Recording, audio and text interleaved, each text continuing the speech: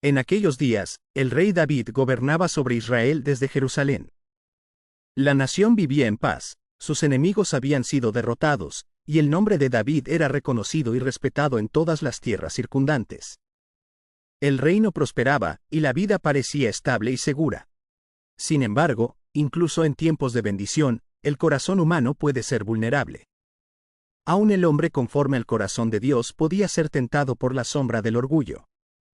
David, hombre de fe, guerrero y poeta, comenzó a considerar la grandeza de su reino y de su pueblo.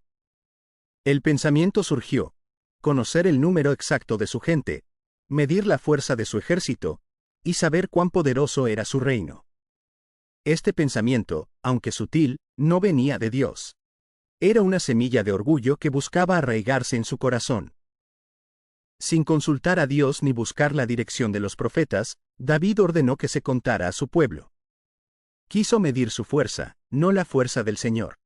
Quiso contar lo que Dios ya poseía y había bendecido. Joab, su comandante, entendió de inmediato la gravedad de la orden y advirtió al rey que el pueblo pertenecía al Señor y que contarlo por orgullo humano era un acto prohibido. Pero David insistió, y Joab, aunque con pesar, obedeció. Así comenzó el censo que recorrería todo Israel, desde Dan hasta Beerseba, contando hombres y mujeres, jóvenes y soldados, uno por uno. Cada vida contada era un recordatorio de que David actuaba sin la autorización de Dios. Cuando el censo terminó, David recibió los resultados y sintió un peso en su espíritu. Una convicción silenciosa, pero poderosa, de que había fallado. El orgullo había llevado al rey a olvidar la fuente de toda su fuerza, Dios mismo. David cayó rostro en tierra y clamó al Señor: Señor, he pecado. He actuado neciamente. Te ruego que perdones a tu siervo y a tu pueblo. Pero el pecado había desencadenado consecuencias. Dios envió a su profeta para hablar al rey, recordándole que todo acto humano tiene un juicio divino. 3 castigos fueron presentados ante David: 3 años de hambre, 3 meses de persecución por los enemigos, o 3 días de peste sobre la nación. David, con humildad, eligió caer en manos de Dios, confiando en su misericordia más que en su propio juicio. La plaga comenzó a extenderse sobre Israel. Miles cayeron, y la tierra se llenó de temor y llanto. El pueblo reconoció que la calamidad no era aleatoria, sino consecuencia del pecado de su rey. Cuando la mano del ángel del Señor estaba lista para destruir Jerusalén, Dios, en su infinita compasión, detuvo la plaga. El ángel se detuvo sobre la era de Arauna el Jebuseo. David vio al ángel entre el cielo y la tierra, espada en mano, y cayó nuevamente. Señor, he pecado. Pero deja que tu ira caiga sobre mí y no sobre tu pueblo, clamó. David asumió su responsabilidad con humildad y arrepentimiento.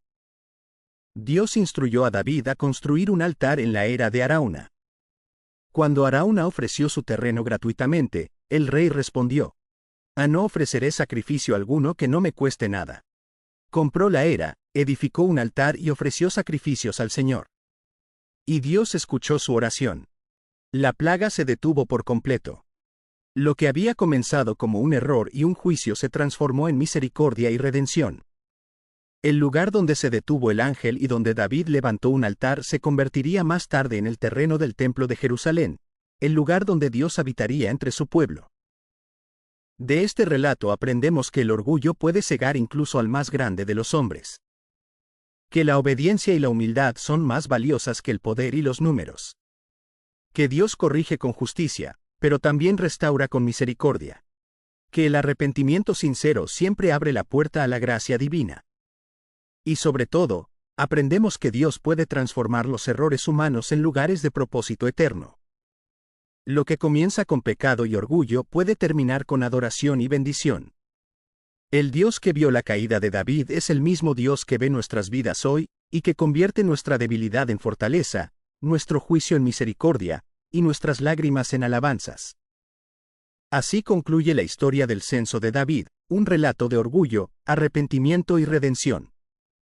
Que nos recuerde siempre que nuestra fuerza y éxito nunca provienen de nosotros mismos, sino de confiar plenamente en el Dios que nos ve, nos guía y nos transforma. Que cada error pueda convertirse en una oportunidad para acercarnos más a Él, y que cada caída nos enseñe humildad y dependencia del Señor.